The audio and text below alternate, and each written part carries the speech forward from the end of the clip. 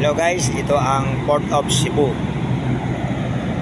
Medyo malaki-laki din talaga Cebu. Ito guys, oh.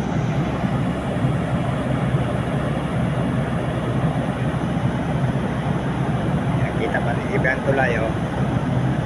Mactan po yan.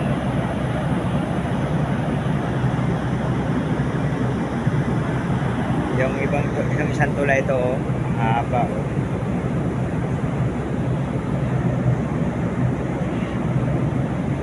Yan kami dumaan. Ito naman yung tulay na yan. Sa malayo ito, oh. Yan ang Mactan. Lalaki mga equipment dito. Tingnan natin sa kabila guys.